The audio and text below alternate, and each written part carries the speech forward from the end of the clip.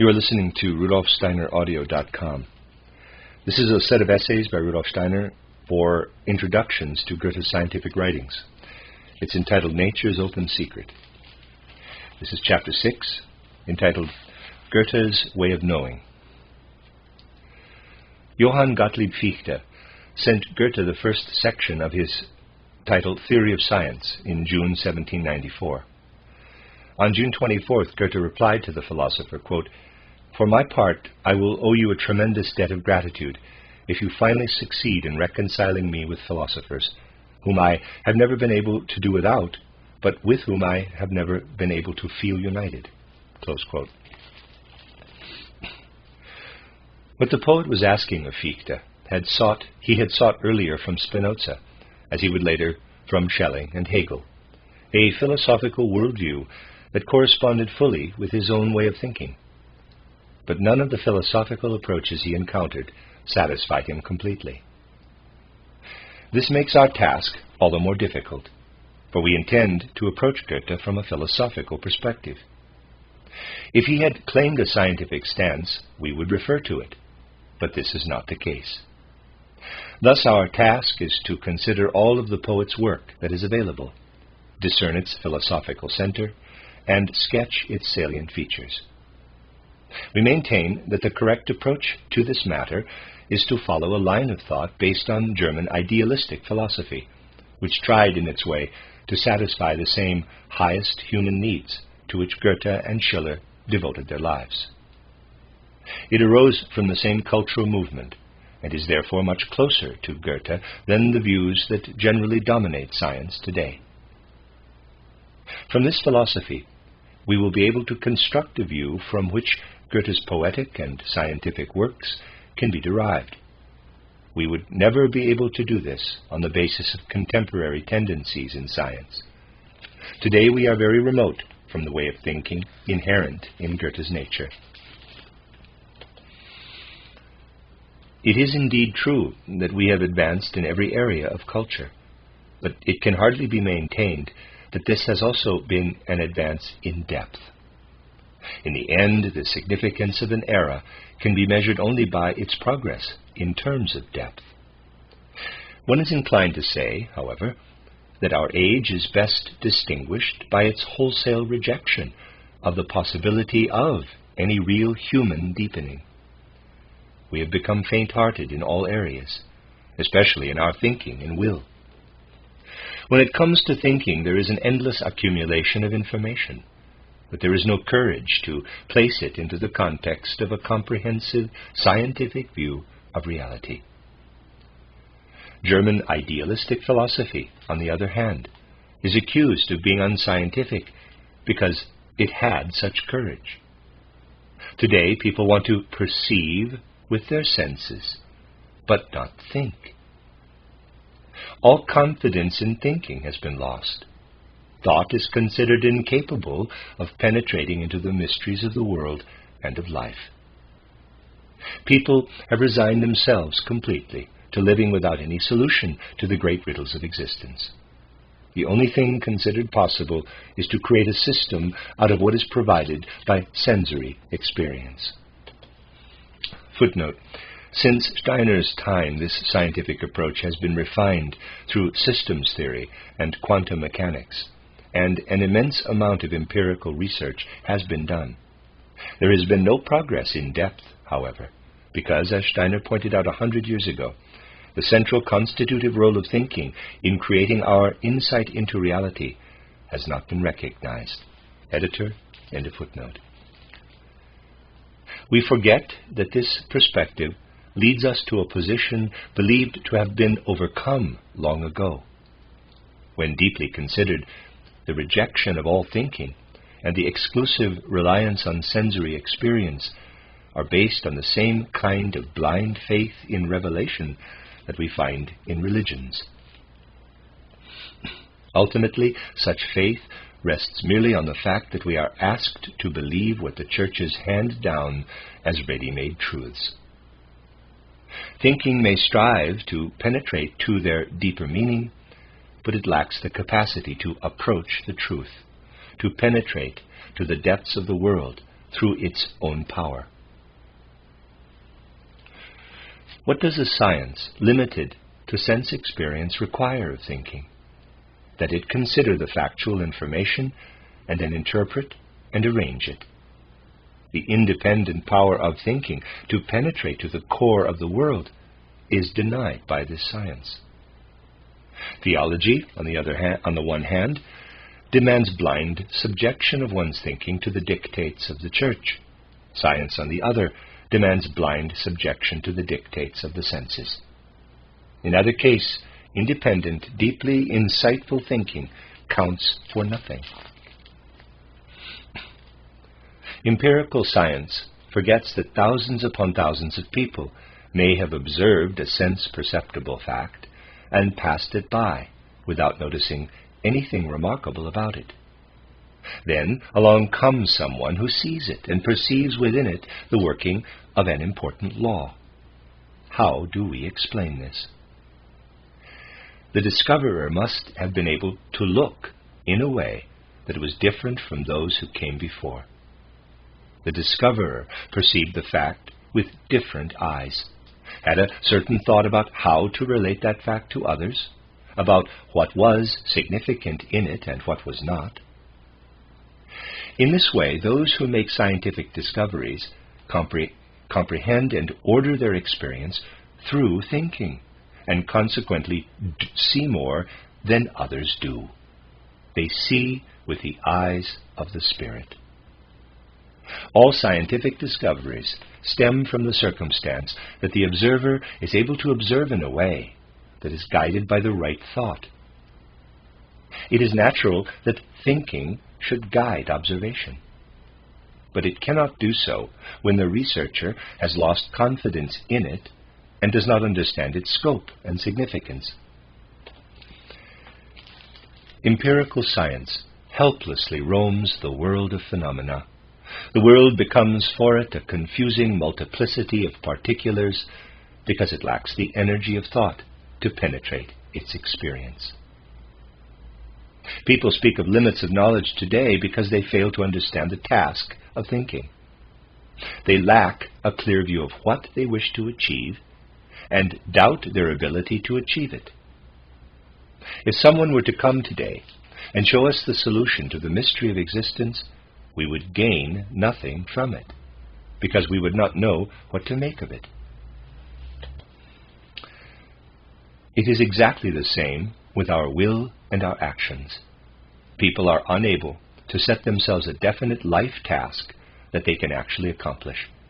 They merely fantasize about indefinite, vague ideals and then complain when they fail to achieve what they can barely envision. Just ask today's pessimists about what they really want and what they despair of accomplishing. They have no idea. Their nature is entangled in problems. They cannot cope with any situation, nor are they satisfied with any. Do not misunderstand me. It is not my intention to promote a superficial optimism that remains contented with life's trivial pleasures and yearns for nothing higher. I do not wish to condemn those who are painfully aware of our deeply tragic dependency on conditions that paralyze our every action, which we vainly struggle to change. Let us not forget that pain is the precursor of joy. A mother's joy in her thriving children is that much sweeter when that joy has been won through worry, suffering, and effort. Every thinking person would, in fact, have to refuse any happiness offered by an external agent, because ultimately we cannot experience real happiness as the result of what is handed to us as an unearned gift. A creator who had intended to grant a heritage of happiness to humankind would have done better not to create us in the first place. Human dignity is increased when what we create is always cruelly destroyed. After all, as a result, we must always build and create anew.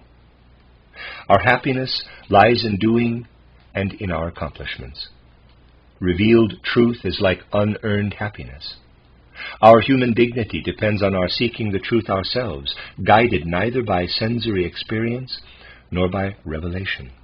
Footnote: As a student of Goethe, Steiner was keenly aware of the importance of sensory experience, and he strongly defends its validity in the later sections of this work.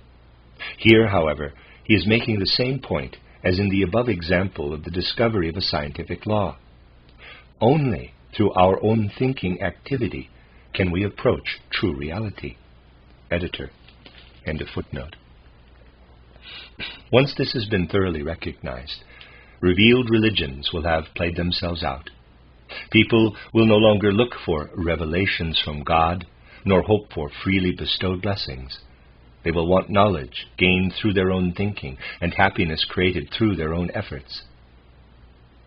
Whether a higher power directs our destiny toward good or ill is of no concern to us. We ourselves must determine our own paths. The most exalted idea of divinity is still a God who, after creating human beings, withdrew completely from the world and left us entirely to our own devices. Whoever attributes to thinking a perceptive capacity that goes beyond that of the senses must also acknowledge that this capacity directs itself toward objects that lie beyond sense-perceptible reality. The objects of thinking, however, are ideas. When our thinking comprehends an idea, it unites with the foundations of universal existence. That which is actively at work in the outer world enters the human spirit. The human being unites with objective reality in its highest potency. Beholding the idea in outer reality is the true communion of the human being. Thinking relates to ideas as the eye, E-Y-E, relates to light, and the ear to sound. It is an organ of perception. This view can bring together two approaches, currently considered completely incompatible: the empirical method and idealism as a scientific worldview. Footnote: Steiner uses idealism in the broad sense, which views ideas as the ultimate reality, as in the German idealism of Fichte, Schelling, and Hegel.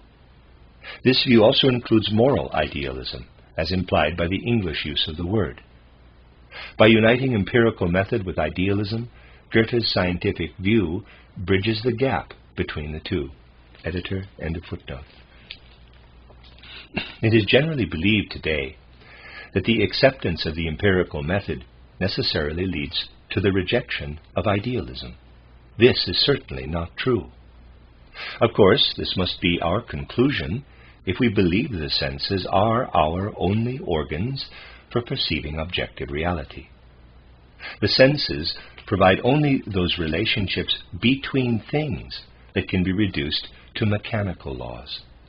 Footnote: this sentence seems to contradict one of Steiner's main insights. He himself often points out that sensory perception alone does not provide any interrelationships whatsoever. These are established only through thinking. See Chapter 9, Goethe's Theory of Knowledge, pages 93 and 101 in the front, farther down in the book. This contradiction is resolved when we consider the following. We gain insight into organic nature to the extent that we apprehend the external particulars as manifestations of an inner lawfulness or idea. We proceed from the whole to the parts. We do this through what Goethe called judgment through intuitive perception.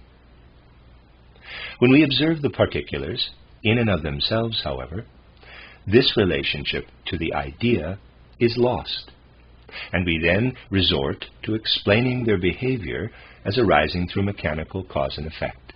We proceed to explain the whole in terms of the interaction of its parts. We do this through our intellect. See also Steiner's characterization of intellect and reason, pages 110 forward in the book. Close parenthesis. We can now understand the sentence in question to mean, quote, the senses combined with the intellect provide only those relationships between things that can be reduced to mechanical laws. And a close quote from the editor, end of footnote. Based on this, the mechanistic worldview would be the only true one.